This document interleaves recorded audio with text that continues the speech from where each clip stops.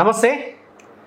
రాష్ట్రంలో ఒకే చర్చ జరుగుతూ ఉంది. కల్వకుంట్ల కవిత లేఖకు సంబంధించి కల్వకుంట్ల కవిత కొత్త పార్టీ పెట్టబోతా ఉంది. అసలు కల్వకుంట్ల కుటుంబంలో ఏం జరుగుతూ ఉన్నది? సో ఇవన్నీ అంశాలపైన అన్ని ఛానల్స్ ఇదే అంశం పైన మాట్లాడుతూ ఉన్నాయి. ప్రజా సమస్యలు మొత్తం పక్కదారి పడుతూ ఉన్నాయి. సో అసలు కల్వకుంట్ల కుటుంబంలో ఏం జరుగుతూ ఉంది? నిజంగా కల్వకుంట్ల కవిత కొత్త పార్టీ పెట్టబోతా ఉందా? ఆ లేఖని ఎవరు లీక్ చేసిరు? ఆ కుటుంబంలో అందరూ కూర్చొనే ఆ లేఖని ఒక పగడ్బందీ ప్లాన్ తోటే లీక్ చేసిరా? ఇవన్నీ అంశాలపైన మాట్లాడదాం. మనతో పాటు భారతీయ జనతా పార్టీ సీనియర్ నాయకులు, మాజీ MBC corporation chairman Taduri Srinivas garu ఉన్నారు. సార్ నమస్తే. నమస్తే రాము. సార్, కల్వకుంట్ల కవిత లేఖ మొత్తం చదివినారా మీరు? చదివారు కదా. సో ఆమె లేఖ లీక్ ఎట్లయితే అయ్యిందో ఆ లేఖలో కూడా మీ బీజేపీని కూడా ఇరికిచ్చింది ఒక రకంగా. కేసీఆర్ రజతోత్సవ సభలో 2 నిమిషాలు మాత్రమే బీజేపీ గురించి మాట్లాడాడు. కాస్త ఎక్కువ మాట్లాడితే బాగుంటుండే. పబ్లిక్ అనుకుంటా ఉన్నారు, బీఆర్ఎస్ పార్టీ కార్యకర్తలు బీజేపీ బీఆర్ఎస్ పార్టీ 2 ఒకటే అనుకుంటా ఉన్నారు అని చెప్పి ఆ లేఖలో కూడా ఒక అంశాన్ని మెన్షన్ చేసింది. సో పబ్లిక్ కూడా ఒక క్లారిటీ వస్తుంది కదా. అసెంబ్లీ ఎలక్షన్ల కంటే ముందు బీజేపీ బీఆర్ఎస్ పార్టీ 2 ఒకటే అని ప్రజలు నమ్మినప్పుడు ఆనాడు ఆప్షన్ కాంగ్రెస్ పార్టీ అయితే కాంగ్రెస్ పార్టీకి అవకాశం ఇచ్చారు. అంతే కదా. ఈ లేఖతోటి ఒక రకంగా బీజేపీని కూడా కవిత ఇరకాటంలో పెట్టింది అనుకోవచ్చా? కేసులలో ఇరికినామే ఇంత పెద్ద బీజేపీ పార్టీని ప్రపంచ ఫేమస్ భారతదేశంలో ప్రభుత్వంలో ఉంది. ఇవాళ దేశంలో అనేక రాష్ట్రాలలో 17-18 రాష్ట్రాలలో ఇవాళ ప్రభుత్వంలో ఉన్నాం. కవిత బీజేపీ పార్టీని ఇరికిస్తుందా? అది రాంగ్. నేనేమంటున్నంటే ఆమె కేసులలో ఇరుక్కొని ఉక్కిరి బిక్కిరి అయిపోయి వాళ్ళ తండ్రిని సరిగా కోఆపరేషన్ దొరకలేదనో లేకపోతే వాళ్ళ అన్నయ్య కోఆపరేషన్ దొరకలేదనో అది ఒక కుటుంబ రకమైనటువంటి సమస్య. మీరు దాంట్లో చూడండి ఎంత అంబిగ్యూటీ అండ్ కాంట్రాడిక్టరీ ఉందో. డియర్ డాడీ కంటెంట్స్ ఏమో పొలిటికల్. డియర్ డాడీ అన్నప్పుడు యోగక్షేమ సమాచారాలు, మనం డాడీ ఎలా ఉన్నారు ఏంటి అటువంటిది రాయాలి. అయినా ఈ రోజులలో ఉత్తరాలు రాసుడు అనేది ఎప్పుడో పోయింది. ఉద్యమాలలోనే ఉత్తరాలు రాస్తలేరు. ఇవాళ రేపు ఈమెయిల్, రిప్రజెంటేషన్స్, ట్విట్టర్లు, నిరంతరం వాళ్ళు ట్విట్టర్లలో ఉండేటోళ్ళే. ఒకవేళ అలవాటు లేని వాళ్ళు కూడా కాదు, వాళ్ళు నిజంగా వెనకటి పద్ధతిలో ఉన్నారు. కేసీఆర్ లాంటి వయసు ఉన్నోళ్ళు ఆయన బిడ్డకు రాసిండంటే అది ఒక వెనకటిది ఏదో ఒకసారి అట్లా రాసిరు అంటే అది వేరు ఉంటుంది. కానీ ఈమెయిల్ అలవాటు ఉన్నోళ్ళు, ట్విట్టర్లు రోజు పలికేటోళ్ళు, వాళ్ళు కూడా తన ఓన్ తండ్రికి లెటర్ రాయడం, దాంట్లో డాడీ అని సంబోధిస్తూ యోగక్షేమ సమాచారాలు లేకుండా ఒక రాజకీయాలను వల్లించడం అంటేనే ఆ లెటరే ఒక కాంట్రాడిక్టరీ, ఇమ్యాచ్యూర్డ్. అది నేను అనుకుంటున్న ఒక ప్యూర్ పొలిటీషియన్ రాసే లెటర్ కాదు. ఒకవేళ పొలిటీషియన్గా రాయాలనుకుంటే బీఫామ్ మీద ఎమ్మెల్సీగా గెలిచిన ఆవిడ బయట ప్రసంగాలలో కేసీఆర్ గారు అని సంబోధిస్తారు. కేటీఆర్ గారు కానీ, కేసీఆర్ కానీ, అది హరీష్ రావు గారు కానీ, కవిత గారు కానీ ఏమంటారు? వాళ్ళంతా కూడా మన రాష్ట్ర అధ్యక్షులు, ముఖ్యమంత్రి కేసీఆర్ గారు అని చెప్పి మాట్లాడతారు. వాళ్ళు అక్కడ డాడీ అనరు, డాడీ గారు అనరు కదా. మరి ఉత్తరం పొలిటికల్ డిస్కషన్ చేసినప్పుడు అక్కడ శ్రీ కల్వకుంట్ల చంద్రశేఖరరావు గారు మరి అధ్యక్షులు టీఆర్ఎస్ పార్టీ, ఇక్కడ కింద ఈమె ఎమ్మెల్సీ లెటర్ మీద రాసుంటే సరిపోయేది. అది కూడా ఏదో ఫ్రస్ట్రేషన్ లో ఒక కాగితం తీసుకొని టక్కున రాసి పంపినట్టుగా ఉంది. సో అసలు ఆ లెటరే ఇమ్యాచ్యూర్డ్ లెటర్ అంట నేను. రెండోది, ఆమె రాసిందేంటి? నువ్వు ప్రసంగం ఈ రకంగా చేయాల్సి ఉండే, నువ్వు బీజేపీని ఇట్లనేది ఉండే, కాంగ్రెస్ని ఇట్లనేది ఉండే, లేకపోతే ఇవి మాట్లాడేది ఉండే అని అన్నది. Who is she? ఆమె అనడం కాదు కదా. ఆయన ఏం మాట్లాడదలుచుకుంటే ఆయన మాట్లాడండి. Is a party president, already ex CM 10 years. ఆయన తెలంగాణ రాష్ట్రాన్ని సాధించడానికి పోరాటం చేసిన ఆయన. సో ఆయనని ప్రశ్నించేటప్పుడు, ప్రశ్నలు సంధించేటప్పుడు కూడా చాలా మెచ్యూర్డ్ ప్రశ్నలు ఉండాల్సింది. డెఫినెట్ గా స్కీమ్ల గురించి మాట్లాడింది కొంతమేరకు కరెక్టే. దాంట్లో లెటర్ కంటెంట్ నేను తప్పు పట్టట్లేదు. సగటు ఒక సామాన్య కార్యకర్త రాస్తే అది సూటబుల్ అవుతుంది. ఎందుకంటే పదవులు రానోళ్ళు, దాంట్లో తెలంగాణ ఉద్యమంలో చేసి కార్యకర్తలు అనేక మంది అసూలు బాసిన వారికి న్యాయం జరగలేదు, అనేక మంది కేసులు పడ్డ వాళ్ళకి న్యాయం జరగలేదు, అనేక మంది మాలాంటి కార్యకర్తలము దాంట్లో ట్రావెల్ చేసినాం, ఒక లీడర్లం అవుతామని అటువంటి వారికి కూడా ఆశలు గల్లంతైనాయి. సో నేను ఎప్పుడు అంటున్నా, ఇది అంతా కూడా తెలంగాణ ఉద్యమకాలం కాదు, కనీసం గవర్నమెంట్ వచ్చిన తర్వాత నీ కుండలో బువ్వ కలిగినప్పుడు, కేసీఆర్ కుండలో బువ్వ ఉన్నప్పుడు కొడుకు, బిడ్డ, అల్లుడు, లేకపోతే వాళ్ళే కదా మంత్రులు అయింది, ఎమ్మెల్సీలు అయింది, ఎంపీలు అయింది, వాళ్ళ బంధువులే కదా అందరూ. ఏది వినోద్ గారు కానీ, సంతోష్ గారు కానీ, ఇట్లా చెప్పుకుంటా తెరపల్లి దయాకర్ రావు గారు లేటర్ ఎంట్రీ అయినా మినిస్టర్ కాగలిగినారు, జూపల్లి కృష్ణారావు గారు మినిస్టర్ కాగలిగినారు. అంటే వారి కులస్తులు కానీ, వారి బంధువులు కానీ, వారి ఇంట్లో పుత్రుడు కానీ, అల్లుడు కానీ, కొడుకు కానీ, కజిన్ బ్రదర్స్ కానీ అనేక మంది అయినారు. పోనీ జుడిషియరీలా జ్యుడిషియరీలో కూడా రామచంద్రరావు గారు కావచ్చు, ఇంకోరు కావచ్చు, గండ్రమోహన్ రావు గారు కావచ్చు, వాళ్ళే ఇన్ఫ్లుయెన్స్డ్ కదా. జీపీల నియామకాలు ఎవరు చేసిరు? అన్ని వాళ్ళే నియామకం చేసిరు కదా. వాళ్ళందరూ నలుగురు కూర్చొని. రెండోది నేను ఏమంటున్నా, ఎగ్జిక్యూటివ్ లో కూడా ఇంటెలిజెన్స్ డిపార్ట్మెంట్ ప్రభాకర్ రావు, భుజంగరావు వీళ్ళందరూ కూడా ఎవరండి? శ్రావణ్ రావు వీళ్ళంతా అంటే ఎగ్జిక్యూటివ్ లో వాళ్ళే, జ్యుడిషియరీలో వాళ్ళే, తర్వాత అక్కడ వాళ్ళే. కవిత గారు కూడా ఓడిపోయినా నీకు మళ్ళీ ఎంపీగా ఓడిపోతే ఎమ్మెల్సీగా చేసినారు కాబట్టి నీకెక్కడ అన్యాయం జరగలేదు. సో కార్యకర్తల తరపున నువ్వు అడుగుతున్నావు. అదే కార్యకర్తలను అడిగించుంటే బాగుండేది. లేదా అదే కార్యకర్తల లెటర్లను ఇట్లా లీక్ చేసి అంత బయటికి స్ప్రెడ్ చేస్తుందా మీడియా కూడా? ఇలా కవిత గారు కాబట్టి, ఆమె కూతురు కాబట్టి ఆ లెటర్కి ఇంత ఇది ఉంది. నిజంగా ఆమె అనుభవించలే ఆ బాధలు, అందులో రాసిన బాధలు ఆమె అనుభవించలే. ఆమె రాసిన బాధలు సగటు కార్యకర్తలు, ఉద్యమకారులు అనుభవించారు. అయితే ఎవరు రాయాలి? సఫరర్స్ రాయాలి. కానీ సఫరర్స్ రాస్తే ఇంత ఫేమస్ అవుతుందా? కాదు. ఆమె రాసిన అదే మాట చెప్తా ఉంది కదా, నేను కార్యకర్తల ఒపీనియన్ తీసుకొని పబ్లిక్ ఏమనుకుంటా ఉన్నారు, బీఆర్ఎస్ పార్టీలో ఉన్న సీనియర్ నాయకులు ఏమనుకుంటా ఉన్నారు, వాళ్ళ ఒపీనియన్ నేను అక్కడ రాసుకొని వచ్చిన మాట కూడా ఆ ఒపీనియన్ రాష్ట్ర కార్యవర్గం తీసుకోవాలి. ఓడిపోగానే సమీక్ష చేయాలి, పార్టీ సెక్రటరీస్ ఇవ్వాలి, పార్టీ జనరల్ సెక్రటరీస్ ఇవ్వాలి. నేను ఉన్నా కదా, లాంగ్ పీరియడ్ సెక్రటరీగా ఆ పార్టీ కార్యవర్గంలో ఉన్నా కదా. మరి ఓడిపోయినాక మీటింగ్ అయినా, ఓడిపోయినాక ఉన్నా కదా నేను అక్కడ. సో ఎటువంటి సమీక్షలు ఉండవు అక్కడ. పోనీ కేటీఆర్ గారికి వర్కింగ్ ప్రెసిడెంట్ గా ఆయన తీసుకోవాలి ఫీడ్బ్యాక్, మరి ఆయన తీసుకోలే. వర్కింగ్ ప్రెసిడెంట్ తీసుకొని వర్క్ చేసి ప్రెసిడెంట్కి అందియాలి. వర్కింగ్ ప్రెసిడెంట్ దేనికి? ప్రెసిడెంట్కు జర చాతనైతే లేదో, మరి ఆయన హెల్త్ ఫ్యాక్టరో లేకపోతే ఆయన పబ్లిక్ రాదలుచుకోలేదు, ఆయన యాటిట్యూడ్ ఏదో, అధ్యక్షుడు ఏదో రకంగా వర్కింగ్ ప్రెసిడెంట్ని పెట్టిండు, నా వర్క్ అంతా ఈయన చేస్తాడని. ఎవరు చేయాలి ఇది వర్క్? కేటీఆర్ చేయాలి. ఈయన లెటర్ కూడా నిజంగా కేటీఆర్కి ఇస్తే సరిపోయేదేమో. సో నేను ఏమంటున్నా అంటే, ఇక్కడ మీరు రాజకీయాలు గంభీరమైన ప్రజా యొక్క సమస్యల కోణం నుంచి ఉండాలి, ప్రజలకు ఉండాలి. ఒక తండ్రి కూతురు, తండ్రి కొడుకు. రెండోది మీరు చూసిరా, ఆమె కాంప్రమైజ్ నిన్న మొన్న జరిగినటువంటి టీ కప్లో తుఫాను లాగానే మరి నిన్న పోయిన వాళ్ళు ఎవరు నెగోషియేషన్ కండి? అన్యాయం గురైన అనేక మంది లీడర్లు, ఉద్యమకారులను వచ్చిరా. కేసీఆర్ గారు, కేటీఆర్ గారు పంపిన దూతలు ఎవరు కవిత గారితో మాట్లాడమని? మీరు చెప్పండి, ఎవరు పోయినారు మాట్లాడడానికి? తెలుసా మీకు? లేటెస్ట్ లేదు. ఆమె కాంప్రమైజ్ చేయడానికి ఎవరు వెళ్ళినారు? దామోదర్ రావు గారు, గండ్రమోహన్ రావు గారు వెళ్ళారు. Who is Damodar Rao? Who is Gandramohan Rao? Kavitha గారు లేఖ విషయంలో కాంప్రమైజ్ చేయడానికి ఆమె ఇంటికి వీళ్ళు వెళ్తే ఈమె 2 గంటలు వాళ్ళతో చర్చించింది. మరి వాళ్ళ కార్యకర్తలు, ఉద్యమకారులు వాళ్ళు ఒక ఆయననేమో వాళ్ళ ఫైనాన్షియల్ మొత్తం సబ్జెక్ట్ చూసేటటువంటి, వారి లెక్కలు చూసేటటువంటి, వారి ఆదాయ బ్యాలెన్స్ షీట్లు చేసేటైనా దామోదర్ రావు గారు. గండ్రమోహన్ రావు గారు ఏమో వారి ఫ్యామిలీకి మొత్తం లాకు సంబంధించినటువంటిది, హైకోర్టులో పిటిషన్స్ వేయడము, మెయింటెనెన్స్, లా తదితర వాళ్ళకి చట్టం అంతా ఆయన చూస్తాడు. అంటే దేని గురించి చర్చలు జరిగినట్టు? ఆదాయము, ఆస్తులు ఏ రకంగా పంచుతాను అని దామోదరరావు గారు చెప్పుకుంటారు. గండ్రమోహన్ రావు గారు ఏమో ఏ రకంగా రేపు దావి లీగల్ గా నీకు నేను గట్టిగా చేసి పెడతా, ఏం కాదు రేపు ఫ్యూచర్లో ఈ రకంగా చూసుకోండి అంటే, అది వారు కుటుంబం యొక్క ఆస్తి పార్టీషన్ గురించి మరి ఇండైరెక్ట్గా ప్రజల్ని మధ్యలో పెట్టి ఈ రకంగా అన్నదేమో, మరి వాళ్ళు పంపించిరేమో అనేది నేను అనుకుంటున్నాను. పార్టీలో లేరా సీనియర్ లీడర్స్? ఏది మత్స్వాచారిని అంకుల్ అంటది, లేకపోతే మరి ఇంకా పాత లీడర్స్ ఉన్నారు కదా, తెలంగాణ రాష్ట్ర సమితి పెట్టిన నుండి ఉన్నోళ్ళు ఒకరిద్దరు ఉంటారు కదా, ఆయన జగదీశ్వర్ రెడ్డి ఉన్నాడు. మరి ఇటువంటి వాళ్ళని కూడా పంపించుంటే అయిపోతుంది. అది పొలిటికల్ చర్చ. రాసిన లెటరు పొలిటికల్ అంశాలు ఉన్నాయి, సంబోధన డాడీ అని కుటుంబ సంబోధన ఉంది. కాంప్రమైజ్ చేయడానికి వెళ్ళిన వాళ్ళేమో ఆదాయ వనరులో లెక్కలు చూసేటోళ్ళు, వాటిని ఏ రకంగా దస్తావేజులు రాయాలనో లాయరు. చూడండి డ్రామా తెలంగాణ ప్రజలకి. సార్, మీరు అత్యంత సన్నిహితంగా ఉన్నారు, ముఖ్యంగా కేసీఆర్ గారితో మీకు మంచి పరిచయాలు ఉండే. సార్, ఎట్లా లేక బయటకు వచ్చింది? నిజంగా ఆమె కొన్ని కామెంట్స్ కూడా వేసింది, కేసీఆర్ గారి చుట్టూ కొన్ని దయ్యాలు ఉన్నాయి అంటా ఉన్నది. మీరు కూడా ఆ కుటుంబంలో దగ్గరగా ఉన్నారు కాబట్టి నిజంగా కేసీఆర్ చుట్టూ దయ్యాలు ఉన్నాయా? ఆ లేక ఎట్లా బయటకు వచ్చింది?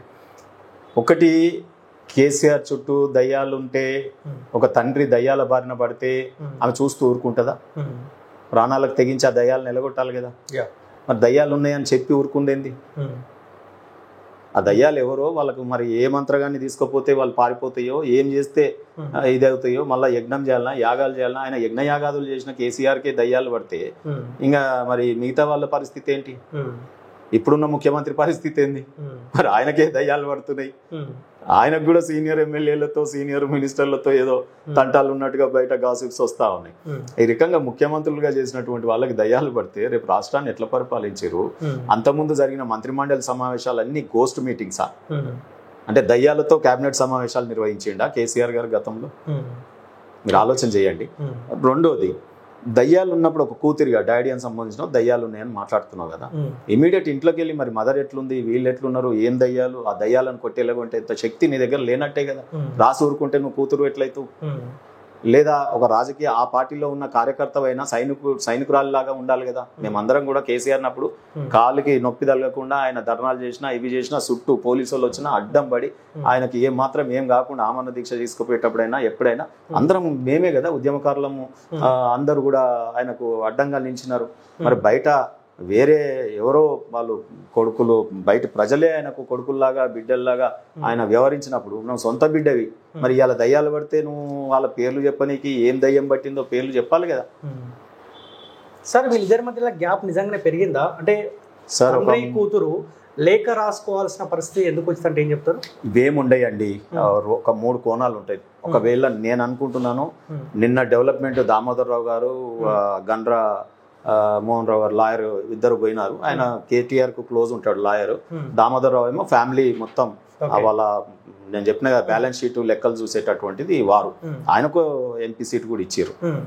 ఆయన లెక్కలు చూసినాక ఆయనకో ఎంపీ సీటు, గోళీలు అందించినందుకు సంతోష్ గారికో ఎంపీ సీటు, కూతురు అయినందుకు ఈయనకో ఎమ్మెల్సీ, వినోద్ గారు బంధువు అయినందుకు ఆయనకు ఓడిపోయిన ప్లానింగ్ కమిషన్ క్యాబినెట్ హోదా, ఇక కొడుకు రాగానే ఈయనకు అల్లుడు మేనల్లుడు హరీష్ రావు గారికి ఇవన్నీ జరిగినాయి.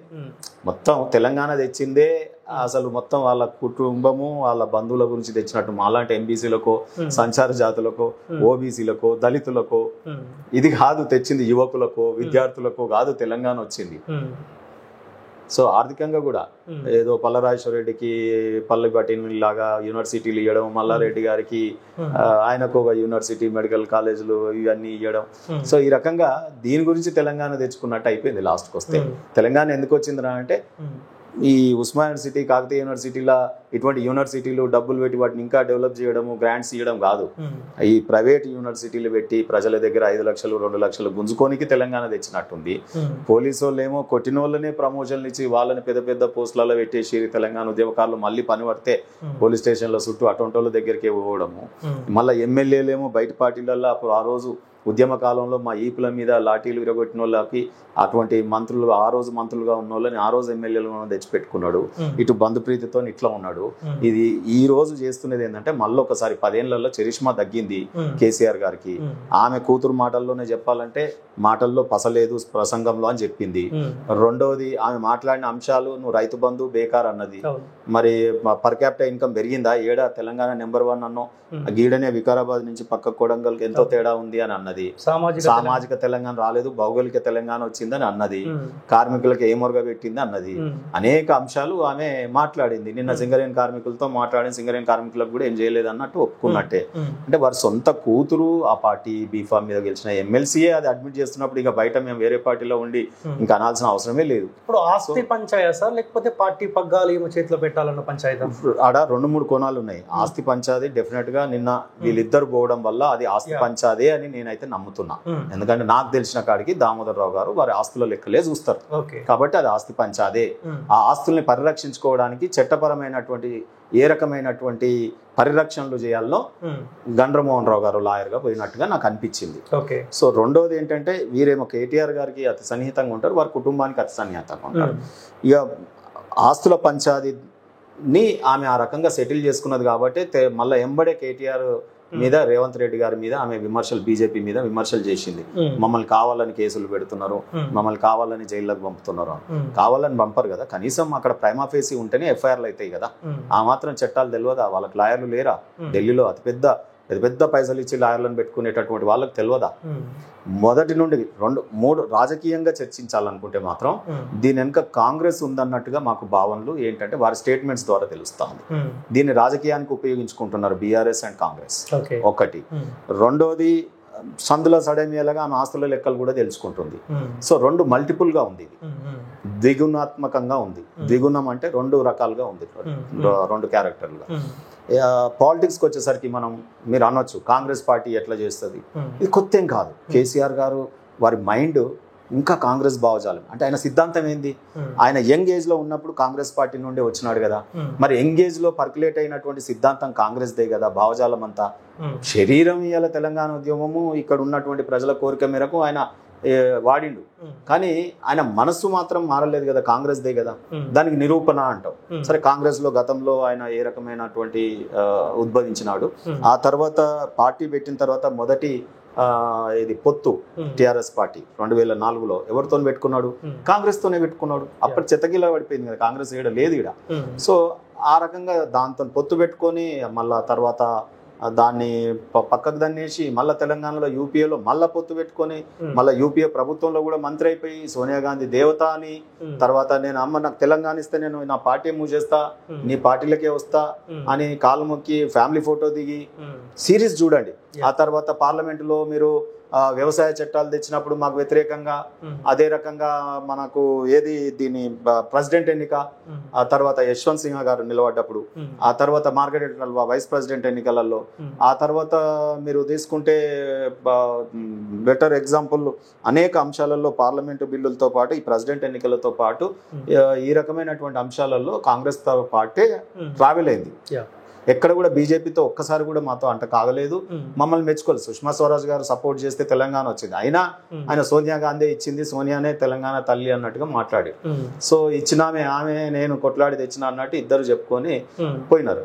పోయి తెలంగాణలో ప్రజలు ఏమర్చి ఒకసారి అయ్యిండు 10 ఏళ్ళు తర్వాత ప్రజలు తెలుసుకున్నారు. ఇలా బీజేపీ వైపు ఎంపీలను గెలిపియడం, ఎమ్మెల్సీలను గెలిపియడం, ఇప్పుడు అంతా బీజేపీ మయం రాష్ట్రం అవుతా ఉంది. ఒకవైపు ఓబీసీలు ఆర్ కృష్ణ, మందకృష్ణ మాదిగ వర్గీకరణ, అందరూ కూడా అన్ని సామాజిక వర్గాలు బీజేపీ వైపు వస్తూ ఉంటే సామాజిక తెలంగాణ అనే అంశం కూతురుతో అనిపించిండేమో కేసీఆర్ అని అనిపిస్తుంది. అంటే బీజేపీని రెస్ట్రెయిన్ చేయడానికి బీజేపీ ఓబీసీలు ఎస్సీలు అందరి మధ్యలోకి వెళ్ళిపోతా ఉంది.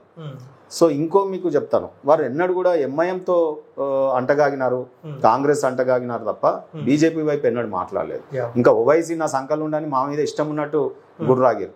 ఇంకా నేను చెప్పాలంటే పాకిస్తాన్లో అషీం మునీర్ ఎట్లయితే కవ్వింపు చర్యలు భారతదేశాన్ని చేస్తున్నాడో, ఆ మధ్యన దేశంలోనే ఉండి ఒక ట్రయేటర్గా, దేశంలో ట్రయేటర్స్ ఎక్కువ ఉన్నారు ఇలాంటి వాళ్ళంతా కూడా, ఈ ఐఎన్సీ కాంగ్రెస్ పార్టీ కానీ వీళ్ళు కానీ, వాళ్ళు మునీర్ అనే ఒక మన కామెడీ షో చేసేటాయనని భారతదేశ ప్రజలు హిందువులని తీవ్రమైన పదజాలంతో దూషించేటటువంటి మునీర్ని పోలీస్ సెక్యూరిటీ పెట్టి ఇక్కడ షో చేయించింది కేటీఆర్. సో అందుకే మేము ఆర్థోప్రాక్సీ, కానీ వాళ్ళు మాత్రం ఆర్థోడాక్స్. ఐఎన్సీ కాంగ్రెస్ వాళ్ళు కానీ ఇలా కేటీఆర్ కానీ లేదా వారి భావజాలం కానీ మొత్తం వాళ్ళు ఎంఐఎంతో అంటగాగి ఇక్కడ ప్రజల్ని తెలంగాణ దేనికి తెచ్చుకున్నామో ఆ వర్గాలందరినీ విస్మరించి చేసినారు. కవితని ఆ మాటలు మాట్లాడిపించిర్రేమో ఇంట్లోకి లే కాంగ్రెస్ పార్టీకి దగ్గర అవ్వడానికి ఒక ఫీలర్ వదులుతున్నారేమో అనేది నాకు భావన కలుగుతాను. ఒక నిజంగా కేసీఆర్ కవిత వెనకాల నడిపిస్తే ఆ తరహాలో కవిత విమర్శలు చేయరు సార్, వాళ్ళ డాడీ టార్గెట్ గానే విమర్శలు కనిపిస్తా ఉన్నాయి కదా. అంశాలు బీఆర్ఎస్ పార్టీ ఎక్కడెక్కడ ఫెయిల్ అయింది, సామాజిక తెలంగాణ రాలేదు అంటే బీఆర్ఎస్ ఫెయిల్యూర్. అంటే తండ్రిని నువ్వు నన్ను తిట్టుకుంటే ఎల్లు బిడ్డ, నేను ఫెయిల్ అయిపోయినా, ప్రజలు నన్ను ఇంట్లో కూర్చోబెట్టారు, ఇప్పుడు బయటకు కూడా వెళ్ళేటట్టు లేను, తిరిగేటట్టు లేను, మరి ఆరోగ్యం సహకరిస్తలేదా, లేకపోతే నిజంగానే ఆయన షేమ్ ఫీల్ అయ్యా, లేకపోతే ప్రజలు నన్ను ఓడగొట్టిరని ప్రజల మీదనే కక్ష కట్టిండా, ఏదో రకంగా ప్రతిపక్ష హోదా ఉండి కూడా రావట్లేదు, అందరు తిరుగుతున్నారు, మేము సబ్బులు పులుగొన్న జీతాలు ఆయన అనుభవిస్తున్నాడు, సౌకర్యాలు ఏమన్నా ఉండాలి గింతనన్నా. ప్రజల సొమ్ముతోని జీతాలు తీసుకున్న వాళ్ళు ప్రజల కోసం పనిచేయాలి కదా. ఇప్పుడు వడగండ్ల వానలు పడుతున్నాయి, ప్రతిపక్ష నాయకుడు తిరుగుతుండ పొలాల పంటి, వర్కింగ్ ప్రెసిడెంట్ ఎడ తిరుగుతుడు, అమెరికాలో తిరుగుతుడు, ఆయన ఫామ్ హౌస్ లో పడుకున్నాడు. సార్ కేసీఆర్ అనుకుంటాడా మంచో చెడో నా కూతురే కదా నన్ను తిడుతున్నాను అనుకుంటాడా? డెఫినెట్ గా. మీకు తెలియదా, ఇప్పుడు ఒకవైపు రమ్యారావు గారు తిట్టినా వాళ్ళు పడతారు, ఎందుకంటే ఆడపిల్లనే కదా, మన ఇంటి పిల్లనే కదా. ఇప్పుడు కవిత తిట్టినా పర్వాలేదు, అందుకే హరీష్ రావుని బయటికి పంపలే, స్క్రిప్ట్ లో కేటీఆర్ ని బయటికి పంపలే, ఎవరిని పంపిండు, కూతుర్ని పంపిండు, ఆమె తిట్టినా ఏం కాదని. ఆ రకంగా వాళ్ళు తిట్టిపించుకునే కాడ కూడా తన వాళ్ళే ఉండేటట్టు. ఎర్రబెల్లి దయాకర్ రావు గారు ఎట్లా తిట్టిరు, అడ్డగోలుగా అసలు బూతులు తిట్టిండు, ఏడున్నాడు. సో వీళ్ళు ఏంటంటే తిట్టే కాడ కూడా వాళ్ళే ఉండాలి, వాళ్ళ చుట్టాలు ఇట్టోళ్ళు. ఎందుకంటే ఒక దళితుడు విమర్శ చేసినా, ఒక ఓబీసీ విమర్శ చేసినా భరించారు వాళ్ళు. సరే, ఇప్పుడు కవిత కొత్త పార్టీ అన్న ఆలోచనతో ఉన్నదంట. నిజంగా ఏ సామాజిక తెలంగాణ కోసం అయితే ఏమి ఆలోచిస్తూ ఉందో, ఏ వర్గానికి ఏ వర్గం అయితే కేసీఆర్ గారికి దూరమైందో ఆ వర్గం కవితకు దగ్గర అయ్యే అవకాశం ఉంటుందా? ఇప్పుడు ఆమె అంశాలు ఏవైతే లేవనెత్తిందో ఆ అంశాల మీద స్టిక్ అయి ఉంటుందా? దామోదరరావు గారు గండ్రమోహన్ రావు గారు వచ్చినారు కాబట్టి కాంప్రమైజ్ అవుతుందా అంటే ఆ ఇష్యూలు వీళ్ళిద్దరు కాంప్రమైజ్ చేసిరా? పోయిన వాళ్ళు ఎవరు ఆ వర్గాల వాళ్ళు కాదు కదా. నేను అందుకే అన్న మీరు పేర్లు మీరు అబ్జర్వ్ చేయలేదు. ఇప్పుడు ఉద్యమకారుడు అంటే ఓ జగదీశ్వర్ రెడ్డి పోని ఏ వర్గమైనా సరే, తర్వాత ఒక ఓబీసీ సామాజిక తెలంగాణ అన్నది కదా ఓ మత్స్వాచారను, ఉద్యమకారులే కదా వీళ్ళు. వీళ్ళని పంపిరా? లేదు. ఎవరిని పంపిరు? వాళ్ళని పంపిరు. మరి ఇప్పుడు ఆమె కాంప్రమైజ్ అయ్యి స్టేట్మెంట్ ఇచ్చింది కదా కేటీఆర్ ని అనవసరంగా కేసులలో ఇరికిచ్చిరని. అంటే ఎంబడి అన్నకు దగ్గర అయింది కదా, తండ్రిని కాంగ్రెస్ కాబట్టి బీజేపీ కావాలని చేస్తున్నది ఇది కేసులు అని చెప్పి మాట్లాడింది కదా తండ్రి మీద కానీ కాళేశ్వరం కేసులు కానీ. ఇక్కడ 3 విషయాలు ఇక మీరు అడుగుతున్నారు కాబట్టి నేను చెప్తాను. ఇక్కడ 3 అంశాలు రాజకీయంగా. కాళేశ్వరం మీద తన తండ్రి మీద కేసు బుక్ అయి ఆ కమిషన్ వాళ్ళు నోటీస్ ఇచ్చి పిలుస్తా ఉన్నారు. అది ప్రజలలో చర్చకు పోతా ఉంది. ఎట్లా పోతుందండి? వీళ్ళ ఘనకార్యం విద్యకు ఖర్చు పెట్టకపోవడం మూలాన ప్రజలు ఇంకా విద్యకు నోచుకోలేనటువంటి ప్రజానీకము, ఊళ్ళల్లో ఇది చైతన్యవంతం అంతగా లేనటువంటి వర్గాలు ఏమంటాయి? అరే వాళ్ళ కూతురు అప్పుడు ఏదో తాగుడు దాంట్లో పోయిందట అని అన్నారు కదా. అట్లనే కేసీఆర్ కూడా ఏదో కాళేశ్వరం కట్టి అందులో తిన్నాడట పోయిండట అంటారు. ఈ చర్చ జరుగుతుంది. ఈ జనబాహుల్యం తెలంగాణలో సామాజిక జనబాహుల్యం నాడి ఆయనకు తెలుసు. ఈ చర్చ పోవద్దంటే ఏం చేయాలి? ఇంకొక డ్రామా రక్తి కట్టించాలి. సో ఇప్పుడు కవిత చుట్టూ మీడియా తిరుగుతా ఉంది. ఇప్పుడు కాళేశ్వరం కేసులో అవినీతి జరిగిందని ఇరిగేషన్ ప్రాజెక్టులో ప్రజలకు రైతులకు ఉపయోగపడే దాంట్లో కూడా తిన్నారు అని చర్చ జరిగితే కేసీఆర్ మీద ఆయన కేసీఆర్ ని ఏ రకమైనటువంటి ఇటువంటి అవినీతి మరకలు అంటకుండా రాజకీయాల నుంచి డిపార్చర్ చేయాలనేది వీరి కోరిక. రాజకీయాల నుంచి ఇంకా ఆల్మోస్ట్ ఆయన తొలగిపోయే దశలో మా పిల్లలు చూసుకుంటారు కదా అసెంబ్లీ అన్నాడు కదా, ఆల్మోస్ట్ ఆయన రిటైర్మెంట్ నిర్ణయం తీసుకున్నట్టే నాకు కనిపిస్తుంది. లేకపోతే ఇంత తీవ్ర ఆయనకు లెక్క కాదు కదా. ఈ జీతభత్యాలు తీసుకుంటున్నావు, గిన్ని లక్షలు తీసుకుంటున్నావు అని ముఖ్యమంత్రి మాట్లాడినాక కూడా ఆ పదవిని పట్టుకొని ఆ సౌకర్యాలను ఆ కార్లను ఆ గన్మెన్లను పట్టుకొని ఉండాల్సిన అవసరం ఆయనకు లేదు. ఫామ్ హౌస్ ఉంది, 100 ఎకరాలు ఉంది, దాని మీద బతకగలుగుతాడు ఆయన వారి కుటుంబం బతకగలుగుతుంది. కాబట్టి ఆయన ఎందుకు అంటే ఈ లాంచింగ్ కేటీఆర్ గారిని లాంచింగ్ ఎట్లా చేయాలి నేను అనుకుంటా ఉన్నాను. ఈ ఎల్ఓపి కేటీఆర్కి ఇచ్చేసి ఈ చెత్త చెదారం వర్క్ ఉంటుంది, పార్టీ వర్కింగ్ ప్రెసిడెంట్ గా హరీష్ రావుకి ఇచ్చేస్తాడు. ఈమె పరిస్థితి ఏంటి అనేది ఈమె తొందరగా కళ్ళు తెరిచి అడిగిందా? వాళ్ళ ఇస్తే మళ్ళా వాళ్ళ మాటల్లో చెప్పాలంటే గవర్నమెంట్ మాది వస్తే మళ్ళీ హరీష్ అవుతాడు, లేకపోతే కేటీఆర్ అవుతాడు, ఎర్రబెల్లి దయాకర్ రావు అవుతాడు. నేనైతే మళ్ళీ ఎమ్మెల్సీ ఎంపీకే పరిమితం కావాలి. కాబట్టి నేను ఇలా ఉండి వేస్ట్ అనుకొని ఆమె వ్యక్తిగతంగా బయటికి రావడానికి అటువంటి ప్రణాళికలు ఏమన్నా చేసి ఉందా? కానీ నిన్నటి దాన్ని ఏమైందంటే లెటర్ అడ్మిట్ చేసింది పోయిన వాళ్ళు వీళ్ళు. అందుకు నాకు ఆస్తుల మీదకి డైవర్ట్ అయ్యింది. రాజకీయంగా చర్చ చేయాలంటే ఆ ఆలోచనలు ఉండొచ్చు ఆమెకి. ఓకే సార్, ఇంకొక అంశం కవిత అంశం పక్కన పెడితే, సో ఈ మధ్య కాలంలో ఇది మన కొత్త ఛానల్ పక్కా తెలంగాణ అనే ఛానల్ స్టార్ట్ చేసుకున్నాం సార్. సో ఈ మధ్య కాలంలో నేను కూడా ప్రజల్లో తిరుగుతూ ఉంటే కేసీఆర్ మీద ఏ తరహాలో అయితే వ్యతిరేకత కనిపించిందో కాంగ్రెస్ పార్టీ పైన కూడా అదే వ్యతిరేకత కనిపిస్తూ ఉంది. సో నిజంగా ఏ అధికార పార్టీ మీద అయితే వ్యతిరేకత కనిపిస్తూ ఉందో బీజేపీ చేసే పోరాటాల వల్ల కాంగ్రెస్ పార్టీ పైన వ్యతిరేకత వచ్చింది అనుకోవచ్చా, లేకపోతే గ్రౌండ్ నుంచే ఈ స్థాయి వ్యతిరేకత వచ్చింది అనుకోవచ్చా?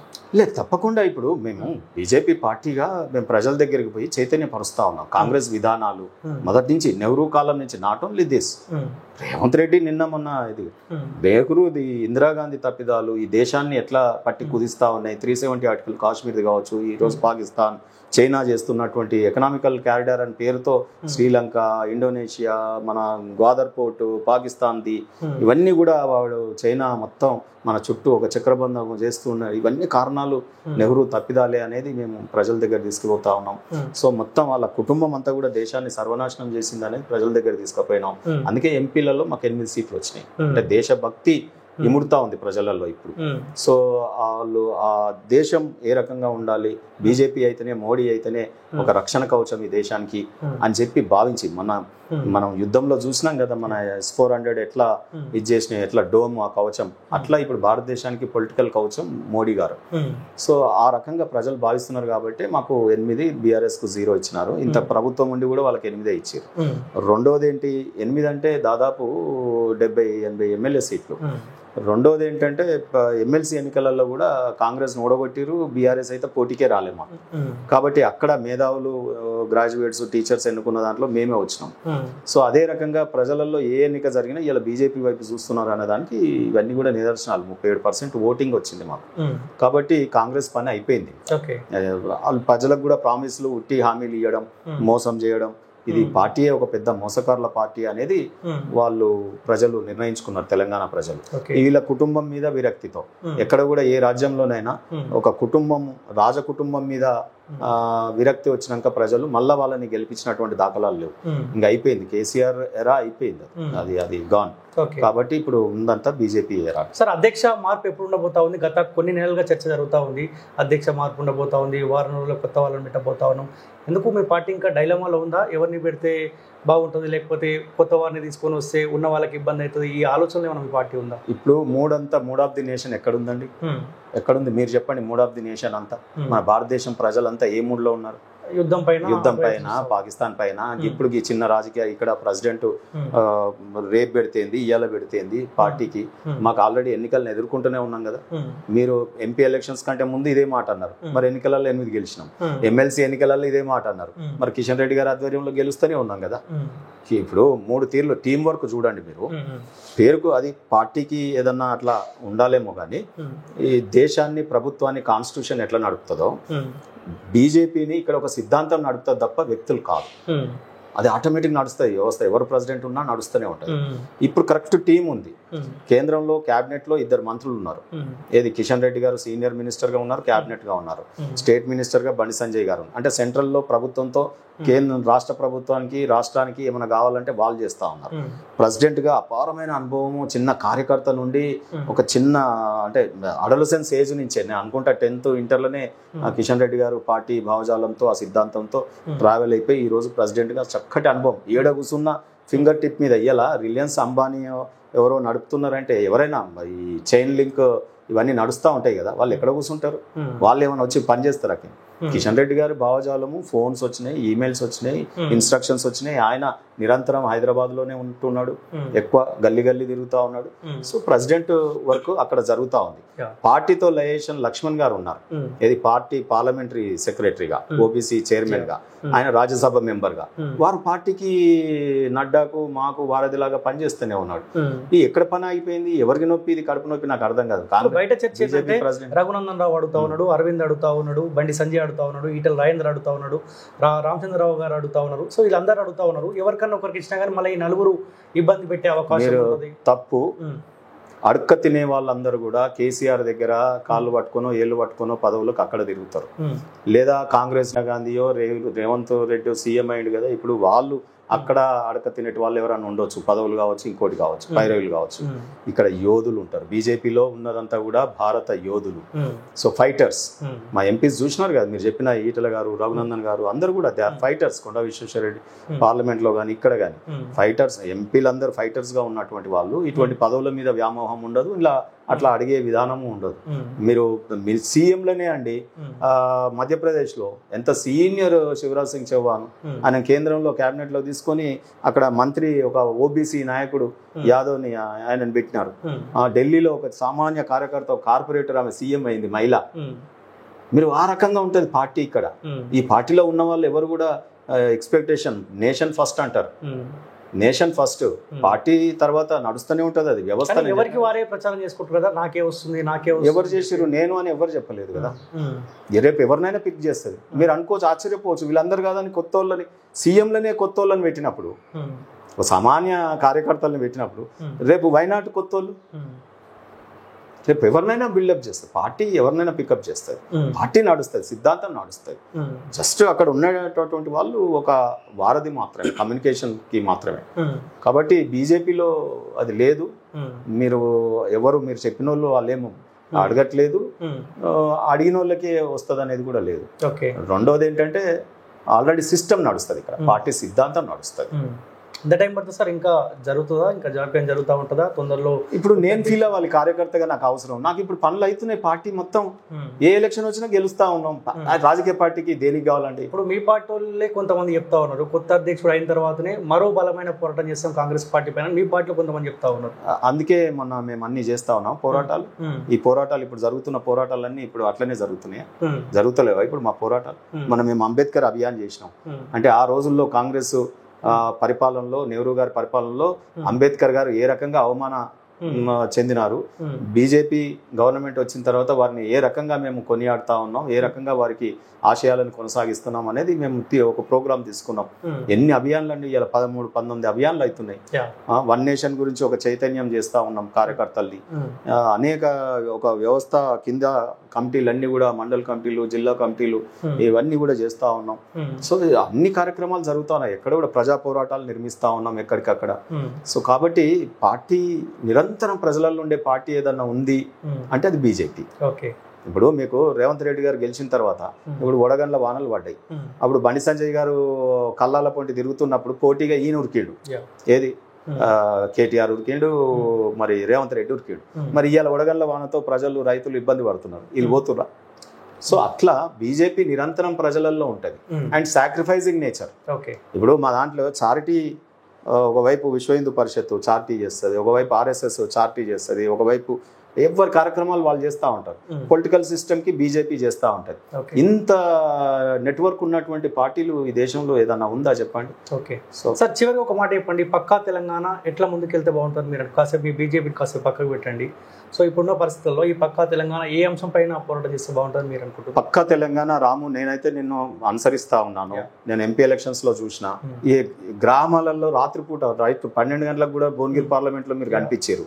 సో మీకు వర్క్ నేచర్ ఉంది, సో మీరు అంటే ఫీల్డ్ వర్క్ చేయగలుగుతారు. ఓన్లీ ఫ్యాన్సీ స్టూడియోలలో కూర్చొని ఏదో పేపర్ చదువుకుంటే మాట్లాడేదే కాదు. పేపర్ల వార్తలు పేపర్లు వచ్చినాయి, ప్రజలు చదివేటి ఉంటారు. ఇక దాన్ని మీరు ఇంటర్ప్రిట్ చేయాల్సినటువంటి పెద్ద అవసరాలు ఉండవు. మీరు ఫీల్డ్ మీద ఏదైతే పోతున్నారో పక్కా తెలంగాణ అంతా తిరగండి. అండ్ ప్రజల యొక్క కష్టాల వేదికగా మారండి. రెండవది రిసెర్చ్ యాటిట్యూడ్ ఉండనియండి. అంటే ఒక సబ్జెక్ట్ ని మీరు స్టోరీ తయారు చేస్తున్నప్పుడు, స్టోరీస్ చాలా వస్తున్నాయి, ఇంటర్ప్రిట్ చేయకండి. అంటే మీ సొంత భావజాలాన్ని కాదు, ప్రజలు నిజంగా ఏమనుకుంటున్నారో దాన్ని బయటికి తీసుకురండి. సో ఈ మధ్య కాలంలో కొన్ని పార్టీలు ఛానళ్లు పెడతా ఉన్నాయి, పెయిడ్. కేటీఆర్ గారు మొన్న 70 ఛానళ్లు పెట్టి వాటిని పోషిస్తున్నాడు అనేది తెలుస్తా ఉంది, బయట కోడే కూస్తా ఉన్నది 100%. రేవంత్ రెడ్డి గారు కూడా పర్సనల్ గా యూట్యూబ్ ఛానల్ అని మెయింటైన్ చేస్తున్నాడు. ఆ ట్రాప్ లో పడకండి. అండ్ పొలిటికల్ లీడర్స్ దగ్గర మీరు ఇంటర్వ్యూలు తీసుకోవడం, వాళ్ళతో హెల్ప్ తీసుకోవడం మానేస్తే గనక మీరు ఫైర్ అవుతారు. మీరు ఒక మంచి తేజస్సు కలిగిన ఒక ఉద్యమకారుడు అవుతారు ప్రజల పక్షాన పోరాడండి. కమర్షియల్ గా యాడ్స్ తీసుకోండి మీరు సర్వైవల్ కి, లేదా ఇంకో పార్ట్ టైం బిజినెస్ ఇంకేదైనా చేయండి. బట్ దీంట్లో నుండి మనం ఇప్పుడు కొంతమంది ఛానళ్లు పెట్టి ఆ ఛానల్ ద్వారానే సంపాదనం అనుకుంటున్నారు, కుటుంబ పోషణ, అది ఉండకూడదు. పార్ట్ టైం వేరే దగ్గర పని చేయాలి. ఇది రిసెర్చ్ యాటిట్యూడ్ ఉండాలి, ప్యాషన్ ఉండాలి, దేశభక్తి ఉండాలి. పక్కా తెలంగాణ కాబట్టి తెలంగాణ ఈరోజు మరి అన్యాయానికి గురైంది. వచ్చినాక కూడా 10 ఏళ్లలో ప్రైవేట్ యూనివర్సిటీలు వస్తున్నాయి, విద్యకు నోసుకోలే, ప్రైవేట్ హాస్పిటల్లో వస్తున్నాయి, అంత ప్రైవేట్ మయం చేసిపోయింది ఆయన కేసీఆర్ గారు. మీరు ప్రజల పక్షాన మొత్తం మళ్ళీ ఎడ్యుకేషన్ మీద, విద్య మీద, వైద్యం మీద, వీటి మీద పోరాటాలు నిర్మించండి. విద్యా వైద్యం ప్రజలు ఏమనుకుంటున్నారు అంటే ఏవి సంక్షేమ పథకాలు ఎవడు అడుగుతలేడండి. మాకు ఈ బియ్యం ఇచ్చినామని ఫోటోలు దిగుడు. మీరు ఒకటి చెప్తున్నా, దొడ్డు బియ్యం ఇచ్చినన్ని రోజులు ఎవడన్నా మంత్రి పోయి బీదలు ఇళ్లలో తిన్నారా అండి? ఇలా సన్న బియ్యం ఇయ్యంగానే ఇక నేనే ఇచ్చిన అని ఫోటోలు దిగి ప్రచారం చేసుకుంటుంది ప్రభుత్వం, హోర్డింగ్లు పెడుతుంది మెట్రో పిల్లర్లకు కానీ, పేపర్లలో యాడ్లు కానీ, లక్షల రూపాయలు. కానీ ఇలా అంటే సన్న బియ్యం ఒక ఆత్మగౌరవం, ఇలా నేను సన్న బియ్యం ఇచ్చిన ప్రభుత్వం ఫోటో దిగి వస్తాను అర్థమైంది. ఇన్నేళ్ళు దొడ్డు బియ్యం ప్రజలు ఎట్లా అనుభవించారు? ఇలా మీ పిల్లలు గవర్నమెంట్ స్కూళ్ళలో చదివియండి, తెలుస్తాయి బాధలు. తేళ్లు పాములు కుట్టి చస్తా ఉన్నారు వానాకాలం, టాయిలెట్స్ లేవు, మరుగుదొడ్లు లేవు. ఆ కమిషన్ వేసిరు ఆ మురళి గారు, మరి ఏం చేస్తున్నారో ఇంకా రిపోర్ట్ రాలేదు. రిపోర్ట్ ఇవ్వడానికి 2 ఏళ్ళు అయింది. సో దయచేసి అటువంటి మరి ఆయన రిపోర్ట్ ఇవ్వాలి వెంటనే. విద్యా వైద్యం ఇస్తే చాలంటారు ప్రజలు, మిగతా ఏ సంక్షేమం వద్దంటారు. అక్కడ భారతదేశానికి ఏమో మమ్మల్ని విదేశాల ముందు ఆత్మగౌరవం నిలబెట్టండి, రక్షణ వలయాన్ని నిర్మించండి. ఇవాళ మనమే ఆయుధాలు, ఏది తేజస్ లాంటి, బ్రహ్మోస్ లాంటి అనేక మిజైల్స్ మనం తయారు చేసే ఫ్యాక్టరీలు మన ఇండియాలోనే సెల్ఫ్ సఫిషియెంట్ అయినాం, ఎక్స్పోర్ట్ చేసేదాకా పోతా ఉన్నాం. పాకిస్తాన్ యుద్ధం ఏం చేసిందంటే ఈరోజు ప్రపంచ దేశాలు ఒక సైడు ఇటువంటి వార్ఫేర్ జరిగితే వాటిని అన్నిటిని కూడా భారతదేశం దగ్గర కొనే ప్రయత్నం చేస్తుంది. ఎంత సాఫ్ట్వేరు, ఎంత ఇంటెలిజెన్సు, ఒక దౌత్య సంబంధాలు, అసలు ఎంత వార్లో ఎన్ని లక్షణాలు బయటకు పడేది. అసలు మనం ఇక్కడ చర్చ జరగట్లేదు కానీ ప్రొఫెసర్లు అందరూ యూనివర్సిటీలలో భారతదేశం యొక్క యుద్ధ నీతిని ఎట్లా వాళ్ళు అనలైజ్ చేస్తున్నారంటే ప్రపంచ దేశాలన్నీ కూడా ఏ రకమైన సాఫ్ట్వేర్ వాడినారు వీళ్ళు, GPS సిస్టమ్ శాటిలైట్తో ఎట్లా లొకేషన్ ఐడెంటిఫై చేసినారు, టార్గెట్ని ఎట్లా ఛేదించినారు, మళ్ళీ తర్వాత అన్ని దేశాలు సపోర్ట్ ఎట్లా తీసుకోగలిగినారు, ఆ దౌత్య నీతి ఏంటి, ఆ విదేశాంగ విధానం ఏంటి, అది ఒకవైపు. ఇంటెలిజెన్స్ ఎక్కడ ఈ కల్ప్రిట్స్ ఉన్నారు, టెర్రరిజం ఉంది, ఆ పాయింట్స్, ఆ లొకేషన్స్, ఎవరెవరు ఉంటారు, ఎక్కడ నడుస్తుంది, ఏ రకంగా నడుస్తుంది, ఇంటెలిజెన్స్ వ్యవస్థ. తర్వాత ఈ వారు మిసైల్స్ అన్ని కూడా మన సైనికులని తీర్చిదిద్దడం. వెరసి ఇక భారతదేశం అంటారు మాకు కేంద్రం ఏమిచ్చాం, మరి ఇవన్నీ చేయాలి కదనే కేంద్రం.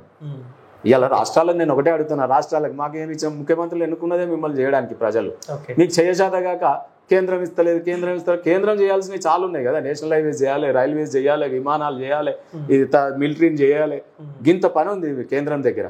ఇవాళ కాశ్మీర్లో మనం చైనా బార్డర్ దాకా టన్నెల్స్ నిర్మిస్తా ఉన్నాం, వరల్డ్ ఫేమస్ టన్నెల్స్. ఇవాళ అరుణాచల్ ప్రదేశ్, ఈస్టర్న్ ఇండియా, మీకు ఉదాహరణ చెప్తా, భారతదేశానికి ఈస్టర్న్ ఇండియా అంటే మీకు అటు సైడ్ బంగ్లాదేశ్ తర్వాత ఉన్నటువంటి అన్ని రాష్ట్రాలు ఏవైతే ఉన్నాయో, త్రిపుర, మేఘాలయ, నాగాలాండ్, అన్ని రాష్ట్రాలు, అక్కడ రాష్ట్రాలకి 36,000 మొత్తం కాంగ్రెస్ పార్టీ 10 ఏళ్లలో ఖర్చు పెడితే ఒకటే సంవత్సరంలో 76,000 కోట్లు కేంద్ర ప్రభుత్వం అక్కడ ఖర్చు పెడుతుంది. మరి వాటిని చెయ్యొద్దా? నెగ్లెక్టెడ్ స్టేట్స్ ని చెయ్యొద్దా అండి? ఇలా మాకిస్తలేరు అవి గాలకి ఇచ్చినామంటే. భారతదేశ పరిపాలనలో భారతదేశం అంతా బార్డర్లో కరెక్ట్గా ఉండాలని ఒక విధానం తీసుకున్నాం. ఈ విధానంలో మనం మిలిటరీని, ఎక్విప్మెంట్ని అటు ఈస్టర్న్ ఇండియాలో ఇటు వెస్టర్న్ ఇండియాలో మొత్తం కూడా బార్డర్స్ అన్ని పటిష్టపరుస్తున్నాం. దీనికి సాక్రిఫైస్, రేపు ప్రజలు యుద్ధాలు జరిగేటప్పుడు ఏమంటారండి, నేను రక్తం చిందిస్తా, నేను పైసలు కడతా, నా జీతం ఇస్తా ఒక నెలదా అని అంటారు. ఈ రాష్ట్ర ప్రభుత్వాలు ఏందండి, ముఖ్యమంత్రులు, గతంలో ముఖ్యమంత్రి, ఈ ముఖ్యమంత్రి దేశం మీద పడి కేంద్రాన్ని నువ్వు చేస్తావు, రాష్ట్రం చేయాల్సిన పనులు రాష్ట్రానికి ఉంటాయి, కేంద్రం చేయాల్సిన పనులు కేంద్రానికి ఉంటాయి. మీకు చేత కాకపోతే దిగిపోరు, ఇక్కడ కూడా డబుల్ ఇంజన్ సర్కార్ వస్తుంది, ఇక్కడ బీజేపీ ఉంటుంది, అక్కడ బీజేపీ ఉంటుంది, ఏమన్నా ఉంటే లోటుపాట్లు సరిదిద్దుకొని పరిపాలన చేయించేటట్టు అవకాశం ఏర్పడుతుంది. అది ప్రజలు భావిస్తున్నారు, తెలంగాణ ప్రజలు. రాబోయేది తెలంగాణలో బీజేపీ ప్రభుత్వం, కేంద్రంలో కూడా BJP. All the best, congrats. నేను కూడా సహకరిస్తా, R&D చేయండి, పాలిటిక్స్ యూత్ దీంట్లోకి వచ్చేటట్టుగా మీరు అటువంటి ప్రోగ్రామ్ ఒకటి తీసుకోండి. నేను కూడా మీతో పాటు ఖచ్చితంగా సార్ ప్రజల కోసమే పనిచేస్తాను 100%. పక్క తెలంగాణ. సో ఇది భారతీయ జనతా పార్టీ సీనియర్ నాయకులు, మాజీ MBC కార్పొరేషన్ చైర్మన్ తాడూరి శ్రీనివాస్తో స్పెషల్ ఇంటర్వ్యూ. చూసుకోండి, పక్కా తెలంగాణ, ఇది ప్రజల గొంతుక.